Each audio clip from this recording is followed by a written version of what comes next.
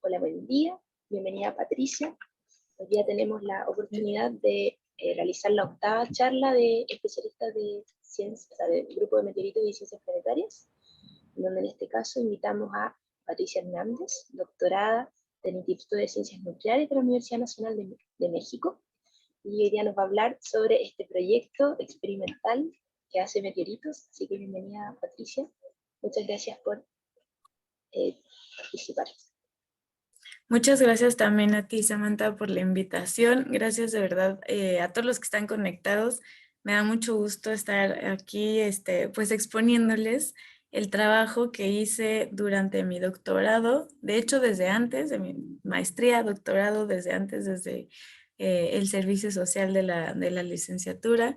Y bueno, pues les voy a contar por qué nos tardamos tanto en hacer esto. Pero lo que les voy a presentar es justamente esta máquina que se llama Citlalmitl. Ahorita les voy a contar por qué se llama, bueno, le puse la creadora de meteoritos.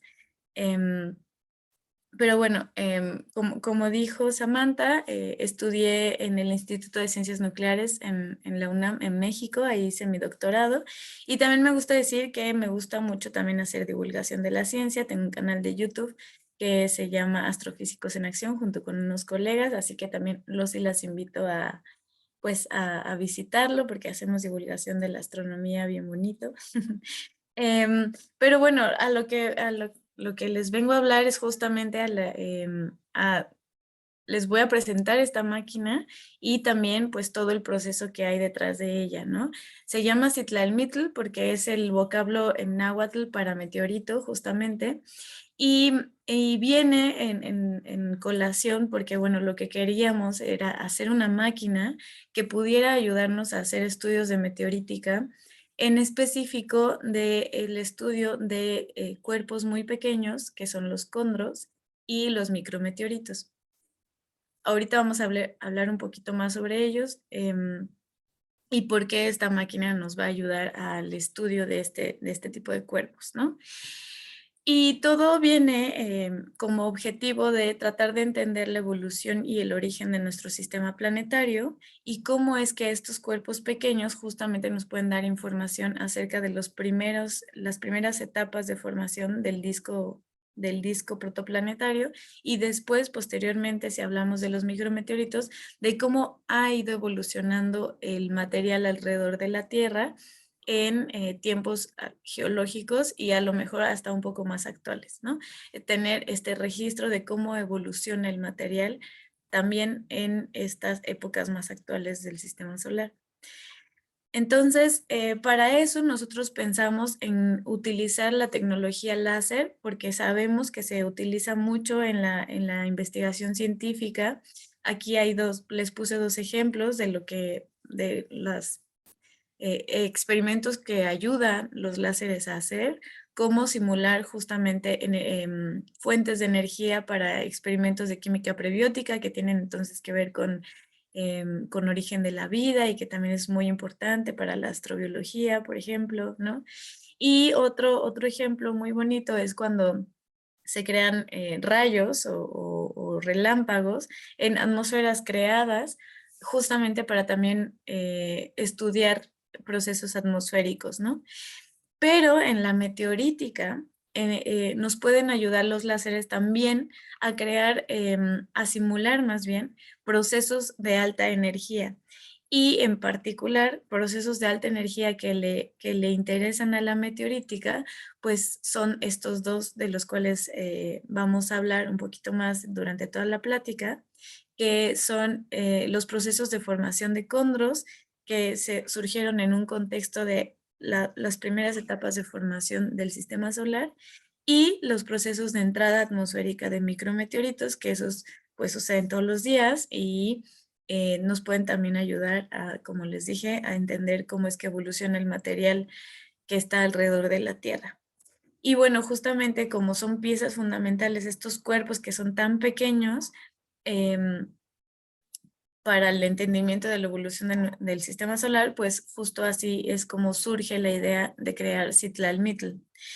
Entonces, bueno, les voy a hablar un poquito más de condros. Los condros son estas rocas pequeñas, son rocas ígneas porque fueron fundidos de silicatos que pues se enfriaron rápidamente.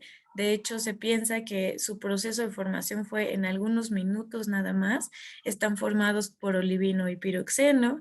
Se formaron a altas temperaturas debido a las texturas que muestran, pues se ha observado que se debieron haber formado a temperaturas bastante altas para que justamente el olivino y el piroxeno pues hayan estado fundidos. Y cuando ¿cómo se pone?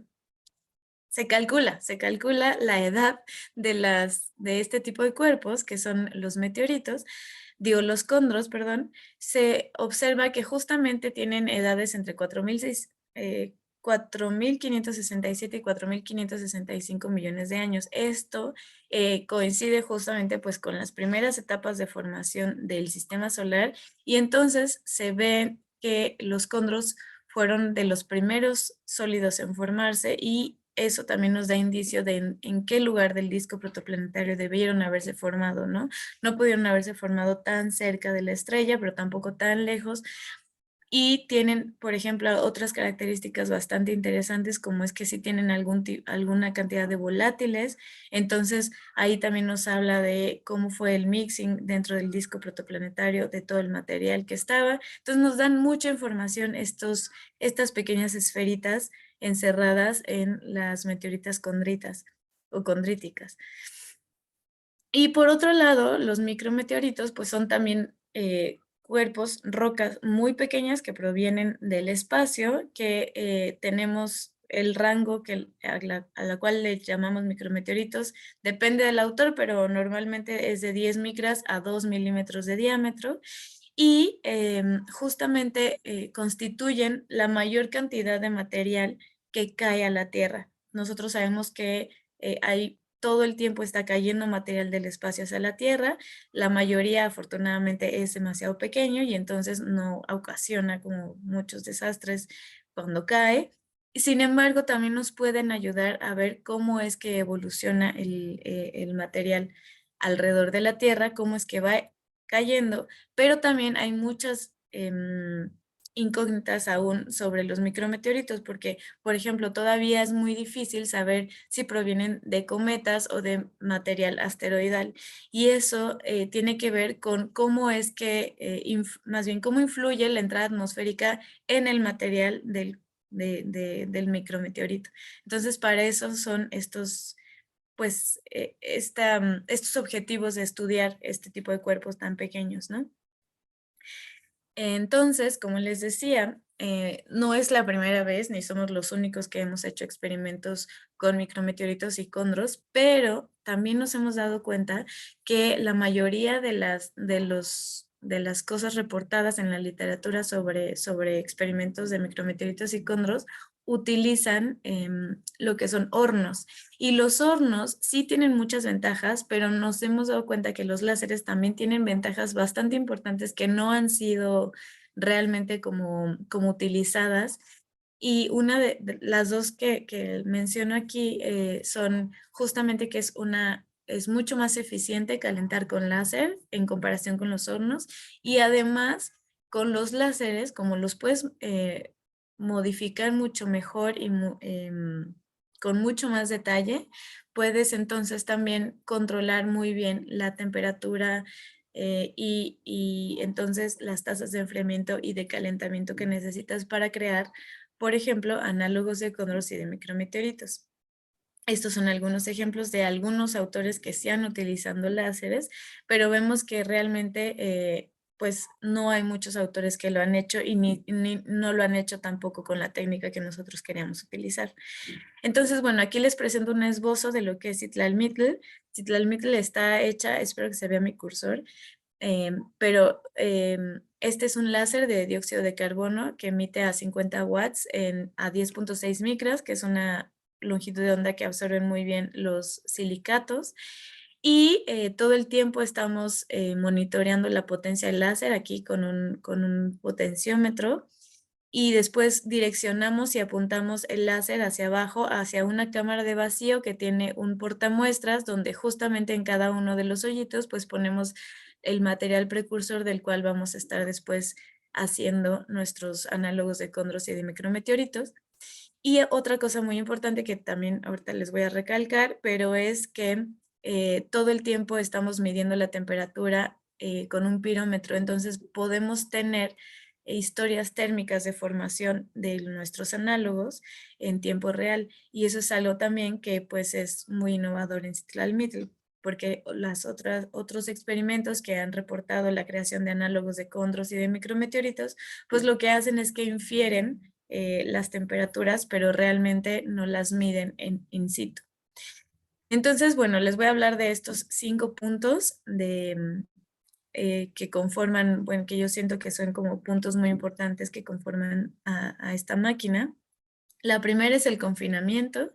Es material que obviamente queremos que no se contamine, entonces está dentro de una cámara de vacío. No siempre hacemos vacío. La mayoría de los experimentos que hemos hecho hasta el día de hoy están hechos a presión atmosférica, que bueno, en la Ciudad de México es menos de un bar porque estamos muy altos, pero también hay posibilidad de empezar a hacer vacío para hacer cada vez más realista el ambiente en donde estamos formando nuestros análogos. Y además, pues otra cosa importante es que no nada más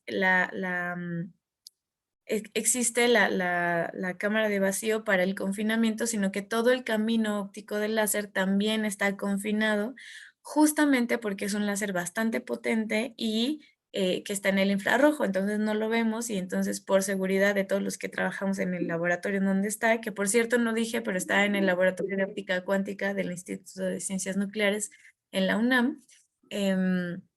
Bueno, pues necesitamos todos nosotros estar protegidos, y por eso todo el camino óptico del láser está confinado. Otra cosa también muy importante es que trabajamos mucho en un posicionamiento muy preciso del láser hacia el portamuestras. Como vimos en el dibujito anterior, el portamuestras tiene 36 casillas, y lo que necesitábamos es tener justamente un posicionamiento muy preciso del láser en cada una de las casillas para entonces poder automatizar todo el funcionamiento de Citlalmitl. Además, también podemos usar diferentes lentes para poder también variar la energía que le llega al portamuestras. Y además de eso, los láseres tienen una cosa que le llamamos duty cycle, que es justamente como el ciclo de encendido y de apagado del láser, y ese nos ayuda justamente a controlar y a nosotros programar perfiles de irradiación de energía en la muestra. Y ahorita les voy a enseñar a qué me refiero con estos perfiles, pero son muy importantes justamente para lo que queremos hacer, que es la prueba de los modelos de entrada atmosférica de micrometeoritos y de formación de cóndros. Otra cosa también muy importante es la medición de los parámetros. Todos los parámetros, pues obviamente tenemos que tenerlos bastante estandarizados y controlados. En particular, la presión, si utilizamos presión atmosférica, también tenemos que pensar en que no nada más necesitamos saber a qué altura estamos, sino que tenemos que tener controlada la humedad y la temperatura dentro del cuarto en donde está la máquina. Entonces, eso está bastante bien controlado. Y como les decía, y les voy a recalcar ahorita, la temperatura se mide con un pirómetro y se mide durante el calentamiento y durante el enfriamiento, para entonces poder tener una historia térmica real de cada muestra. Entonces, esta ya es una foto de cómo se ve Citlalmitl por completo. Aquí ven que arriba está el láser, y aquí abajo está la cámara de vacío, que es en donde ponemos el portamuestras con los silicatos, los granitos de silicato que vamos a fundir. Esta es una imagen de la interfaz que creamos también, que programamos para poder hacer automática todo el funcionamiento de Citlalmitl. Lo programamos en un lenguaje que se llama LabVIEW. Y bueno, aquí por ejemplo se ve justamente que podemos elegir actualmente en qué casilla es a la que queremos irradiar. Aquí se mide la potencia del láser que nosotros estamos programando, y aquí se mide la potencia real, la temperatura, y aquí escogemos justamente el perfil de irradiación que queremos para nuestra muestra. Aquí, bueno, son otros controles manuales de los motores, etcétera. Pero estos son justamente los perfiles a los cuales yo les hablaba. Y es porque aquí puse un ejemplo. En los artículos donde mencionan los modelos de formación de condros, lo que hacen es que cada modelo predice una historia térmica de formación de estos cuerpos. Entonces, lo que nosotros necesitábamos era justamente poder simular todos estos perfiles que los modelos predicen, y entonces probarlos en la máquina y ver si esos modelos realmente pueden formar condros, por ejemplo, ¿no? Y con las texturas que nosotros sabemos que tienen y todo esto. Entonces, estos son dos ejemplos de los perfiles que ya están en Seattle-Mitchell. Tenemos otros más, y algo importante es eso, que nosotros podemos realmente programar cualquier perfil que nosotros queramos o se nos ocurra, o que esté basado en nuevos modelos de formación, por ejemplo, y probarlos en la máquina, ¿no? Entonces, así es más o menos cómo funciona. Tenemos tres formas en las que funciona Seattle-Mitchell. La más importante pues es la que ya es una irradiación automática. Las otras dos son más como de prueba y de calibración. Pero entonces lo que hacemos pues es ajustar y seleccionar el perfil y los parámetros que nosotros queremos utilizar dentro de cierta irradiación. Después tenemos que ajustar también los lentes que vamos a utilizar para poder ajustar la energía que vamos a irradiar, y después el láser se posiciona solito a la casilla que nosotros ya elegimos. Después ya irradia, y mientras irradia pues también va registrando algunos otros parámetros como son pues la potencia y la temperatura que están sucediendo durante la irradiación. Entonces este es un ejemplo de justamente aquí abajito van a ver cómo es que tenemos nuestro grano, ¿no? De material precursor, y después pues lo vamos irradiando hasta que se forma un condro, ¿no? Esto, por ejemplo, nos gustaría muchísimo que tener un videíto de la formación en tiempo real. Estamos trabajando, de hecho, en ello. Todavía no está listo esta parte, pero estamos trabajando en que eso suceda pronto. Pero también les quiero hablar un poquito del material precursor. Aquí les puse el material precursor de las cosas que yo hice durante mi doctorado.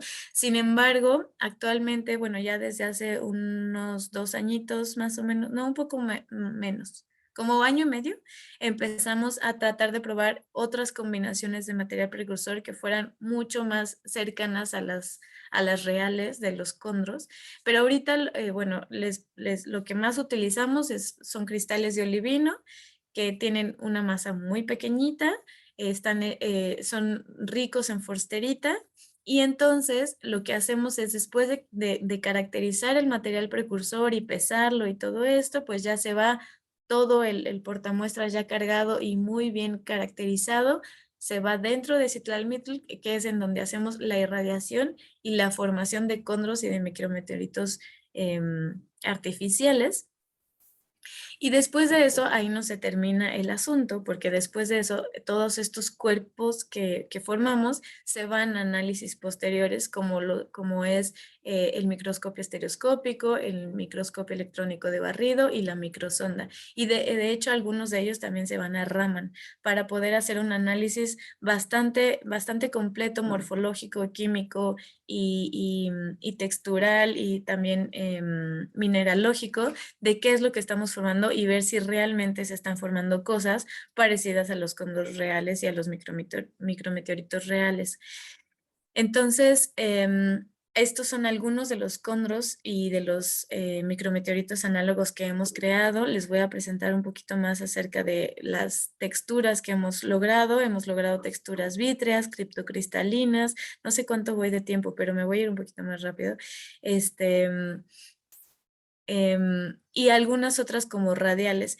Pero aquí lo que quiero recalcar son estas historias térmicas que estamos aquí mostrando, justamente porque son las cosas que queríamos lograr con Citlali dentro de todo este proceso de creación de la máquina.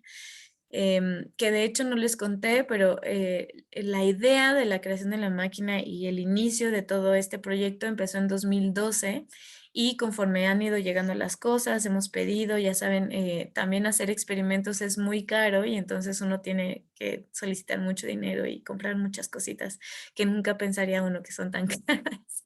Pero entonces, bueno, la cosa importante es esto, que lo que queríamos lograr era que nosotros, el perfil negro que se ve aquí es el que nosotros programamos. Y lo que queríamos justamente es que al nosotros programar un perfil de irradiación, se convirtiera automáticamente en un perfil de temperatura, porque son los que predicen los modelos. El perfil de temperatura entonces ya vemos que tiene la misma tendencia. Entonces podemos decir que si nosotros programamos un perfil, es muy probable que el perfil de temperatura se parezca mucho al perfil de energía que nosotros estamos programando. Y el rojo, pues es las mediciones de la potencia para que realmente viéramos que también está funcionando igual la potencia conforme nosotros la estamos programando, ¿no? Entonces, como les decía, pues tenemos ya algunas texturas. De hecho, de las que más bonitos nos han salido, pues son estas que están aquí, que son las radiales y las barradas. Pero finalmente, justamente lo que me gustaría recalcar es que ha sido un trabajo bastante arduo de creación de la máquina y que además tiene muchas más cosas que nosotros a lo mejor en un principio no pensábamos que se pudieran lograr con ella o que se pudieran aplicar, ¿no? Por ejemplo, algunas de las cosas que nosotros pensamos ahora que Citlali pudiera ayudar a estudiar son, por ejemplo, replicaciones de cortezas de fusión de meteoritos y justamente también inducir plasmas dentro de atmósferas en matraces para justamente también ver cómo es que cambia la química atmosférica dentro de eso, porque tenemos un láser bastante potente que puede ayudar a estudiar ese tipo de cosas. Y bueno, como les decía, también hay muchas otras cosas que queremos que Citlali vaya mejorando en ellas. Y en ese sentido, pues queremos poner una cámara infrarroja para justamente estar visualizando en tiempo real la formación de nuestros análogos y poner también un espectrómetro para también tener justo un espectro en tiempo real de la formación de estos análogos. Entonces, en eso también se está trabajando ya para poder implementar estas nuevas cosas a Citlali. Y también, bueno, les quería recalcar eso, que la parte más importante, la ventaja más importante de Citlali es que podemos controlar ya muy bien la temperatura por medio de la programación de la energía y entonces podemos probar cualquier perfil que queramos de irradiación de muestras. Y eso al final se traduce en que podemos probar cualquier modelo de formación de condros o cualquier modelo de entrada atmosférica de micrometeoritos con Citlali. Así que bueno, pues eso es todo. Muchas gracias y espero también sus preguntas. Muchas gracias a todos y a todas por escucharme. Muchas gracias, Patricia, qué interesante tu investigación y todo lo que estás desarrollando. Bueno, ahí les invito a dejar algunas preguntas si quieren, tanto por chat o si quieren pedir la palabra. A mí por ahora me salió como una duda en relación a las composiciones. Tú decías que el material precursor que estabas utilizando eran principalmente cristales de olivino, pero ¿qué Sí. pasa, por ejemplo, con los radiales? ¿Fueron en este caso piroxeno? ¿U otras cosas Sí. que se me... ¿Sí? Sí, justo cuando lo estaba presentando dije, no puse nada de este, pero sí, cuando ya empezamos a hacer pruebas con otro tipo de materiales y no solo cristales de olivino, puse un poco de olivino con feldespatos y me salieron los radiales, exacto, Comprendo. sí, Wow. se Y convirtieron. otra cosa que me hizo ruido y es en relación a una investigadora de Argentina, que es María Eugenia Varela. Recuerdo que ella decía que la gran mayoría de los micrometeoritos solían ser más carbonatados o más carbonáceos, podríamos decir, Sí. que tienen composiciones más carbonáceas. los micrometeoritos, y que básicamente como más ingresan meteoritos de tipo carbonáceo. Entonces me pregunté si han hecho perfiles como de carbono, con cosas con carbono, simulando esos micrometeoritos que suelen entrar. Es muy buena pregunta también, porque una de las cosas importantes justamente para estas composiciones carbonatadas es que son muy volátiles, ¿no? Entonces necesitamos hacer como experimentos muy específicos para este tipo de materiales, y yo ya no los estoy haciendo, pero ya los están planeando mis compañeros. Entonces, de hecho, ahorita vi que entró por aquí Miguel Ángel. Miguel Ángel va a trabajar con ese tipo de cosas también, de estudiar justo cómo es que el material más orgánico se comporta con este tipo de cosas. Y yo estudié los micrometeoritos no tan carbonáceos. Comprendo, comprendo. Sí. Ya, y un último detalle que mencionaste ahí, que usaban Raman. Ya yo me pregunté si hacían alguna comparación del Raman en relación a la asignatura. Yo trabajo con Raman, entonces me pregunté si tienen como una especie de comparación que permita decir que antes de ser cóndrulo tenía una forma la forsterita en el Raman versus cuando después lo sometían a ciertos tipos o sea, láser. Sí, de hecho no les puse ningún espectro Raman, pero sí hemos hecho, porque justo la caracterización de la forsterita antes de entrar está bastante bien hecha, se ven perfecto, ¿no? Los dos picos ahí del olivino y todo así.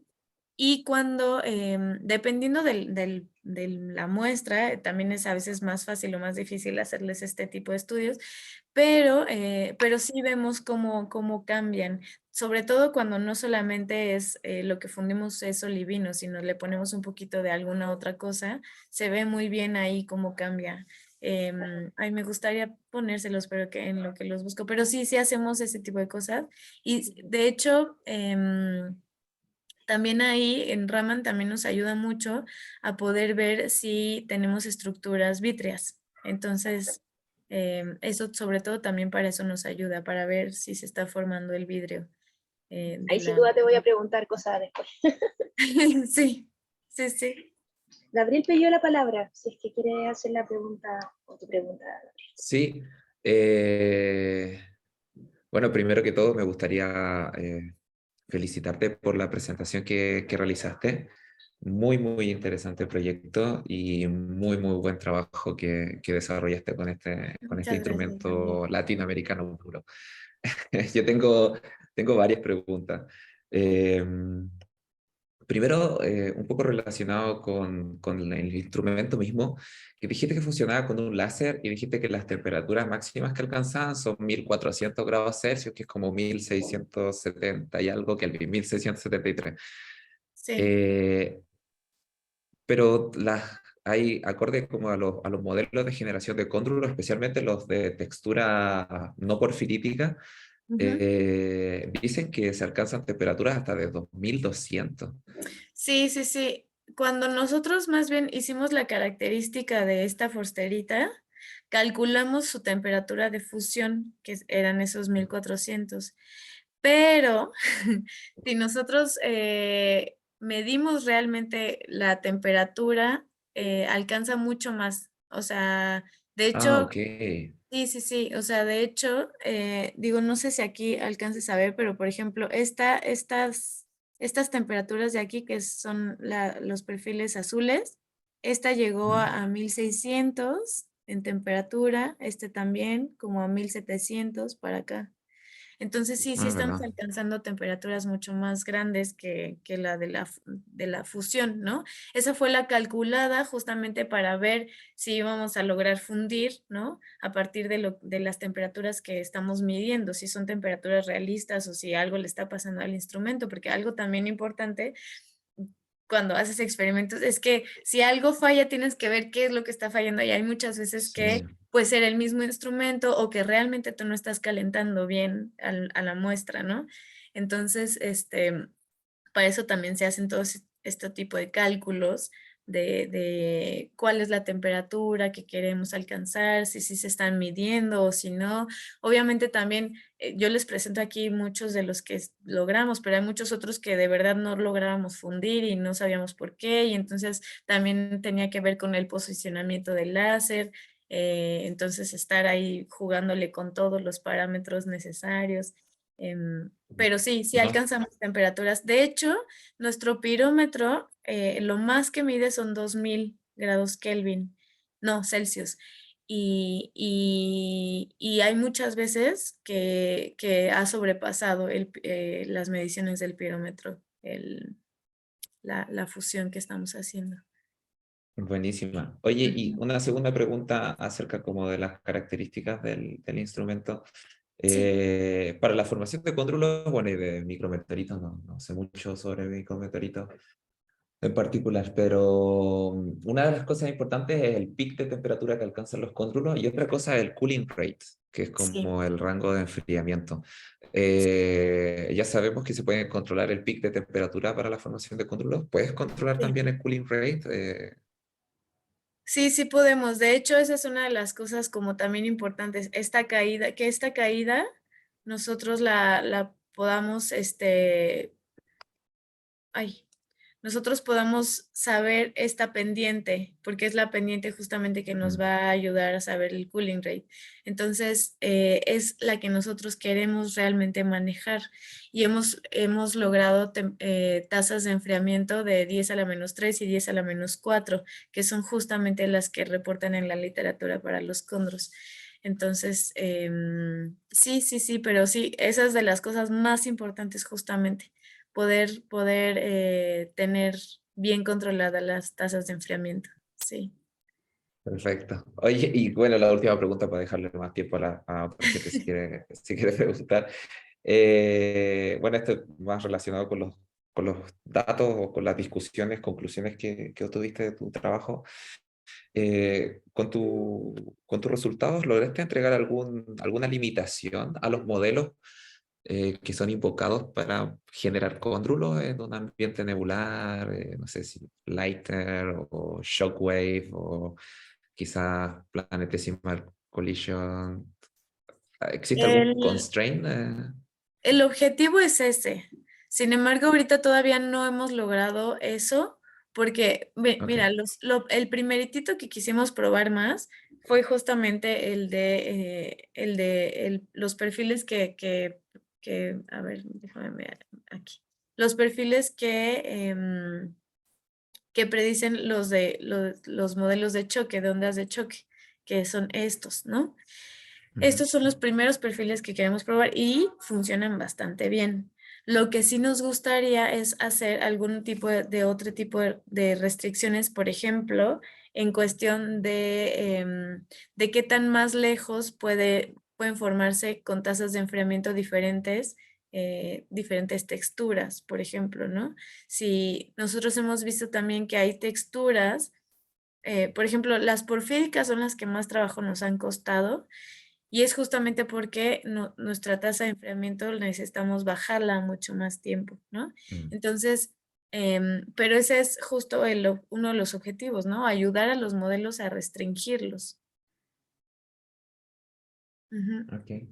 Eh, bueno, creo que comentario, sí, que de nuevo las felicitaciones, está genial. Creo que sería interesante también, bueno, desde mi punto de vista, así como idea para utilizar la máquina, tratar de hacer algunos experimentos con Calcium Aluminium Rich Inclusion, con algunas CAI. Quizás si puedas poner algunas CAI tipo A y exponerla a diferentes temperaturas, puedas tener, no sé, quizás fraccionamiento o texturas similares a las CAI tipo B, que fueron como fundidas o en el proceso que supuestamente generó los cóndrulos en el disco protoplanetario. Así que Ah, es quizás muy puede ser buena una buena idea. idea, Sí, es sí, muy buena meterse un idea, poquito de ahí hecho. con las CAI. Ah, las CAI. Sí, sí, es Felicitaciones. muy buena idea. Muchas gracias, Gabriel. Gracias Es a muy ti. buena idea esa. Ahí la vamos a anotar. Sí, hay colaboraciones. Sí. Sí, Bueno, ese es el plan. La idea es que este sea un espacio como para tejernos, para poder hacer preguntas, para poder conversar, profundizar un poquito más en el área y por supuesto irnos tejiendo, porque tú mencionabas que eres astrofísica, entonces desde la astrofísica que nos vayamos uniendo a estas disciplinas, porque al final estas temáticas son súper interdisciplinarias, entonces la idea es que tengamos espacios de convergencia para poder mirar otros lentes. No sé si hay más preguntas. ¿Alguien más que quiera hacer alguna pregunta?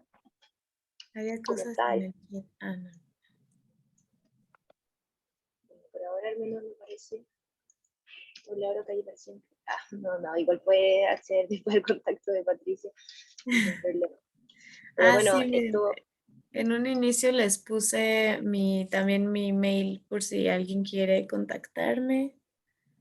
Lo había puesto por acá. Ahí está. Ahí Súper. está. Oye, háblanos un poco de ese proyecto que tienes de Astrofísicos en Acción, si quisieras. Bueno, pues como les decía, también me gusta mucho hacer divulgación de la ciencia. Lo hago casi desde que entré a la licenciatura en física. Y bueno, en 2017 abrimos este canal de YouTube que se llama Astrofísicos en Acción. Y pues lo que hacemos es eso, o sea, como cubrir eventos astronómicos, cosas que van sucediendo también hasta en las ciencias aeroespaciales y todo esto. Y pues nos ha ayudado mucho también a crear una comunidad como muy interesada en las ciencias espaciales en Latinoamérica, ¿no? Entonces es muy bonito también luego saber que hay alguien, bueno, hace poquito que conocí a una chica que está estudiando su doctorado en Bélgica que me dijo, ay, tú eres la del canal, y yo, ay, wow, está muy bonito que eso, ¿no? O sea, que pueda traspasar fronteras y sea un medio donde la gente pueda, pues aprender un poco de astronomía, ¿no? Que ese es el objetivo. Tampoco queremos así como que todo el mundo se interese. Bueno, sí queremos, pero espero que, digo, por lo menos la gente ya interesada y la gente que se va uniendo a la comunidad de astrofísicos en acción, pues digo, lo intentamos hacer también lo más ameno posible, lo más interesante posible para que la gente vea que también estudiar el espacio es bien bonito. Sí, qué interesante suena. Bueno, siempre está bien eso de poder divulgar o de poder acercar esa comunidad científica a nuestro lenguaje más cotidiano, ¿cierto? Sí. Prestar más atención a la naturaleza y todo eso. Oye, Ajá. muchas gracias tanto por venir, por asistir, por tu charla, por la claridad, por responder preguntas y por también ser un aporte para el área desde tu disciplina. Quedas súper invitada al grupo, así que muy agradecida de este espacio. Muchas gracias, Samantha. Muchas gracias otra vez también por invitarme. Y gracias a Millarca también que ahí nos conectó. Sí, de verdad. Así fue. Ahí, de hecho, muchas flores. Dijo, oh, no, así tienen que invitarla, así que nosotras no lo dudamos. Ay, muchas gracias. Que estén muy bien, muchas gracias. Igualmente, que estén todos muy bien. Gracias, Patricia. Nos vemos. Estamos en contacto, ojalá. Sí. Ahí andemos en contacto. Muy bien, sí. Sí, yo actualmente estoy terminando el doctorado acá en el CRPG en Francia y también estoy Súper. trabajando con cóndrulos. Igual hay un laboratorio de experimentación bien interesante. Y Wow. sería genial porque, bueno, en algún momento quiero volver a Chile, voy a volver a Chile y esta conexión entre investigadores o estudiantes que están haciendo ciencia relacionada con meteoritos en Latinoamérica es bastante poca. No hay mucha gente que esté trabajando en esto, así que no, es genial poder conocer a alguien más y especialmente a alguien que ha hecho un trabajo muy, muy interesante. Ay, muchas gracias. Sí, Gabriel, sí. De hecho, también tenemos ahí a nuestros gurús franceses de Condros, ¿no? Así. Exacto. Sí. Bueno, chicos, los dejo. Un abrazo grande. Nos vemos. Gracias. Nos vemos. Que Chao, estén muy chao. bien.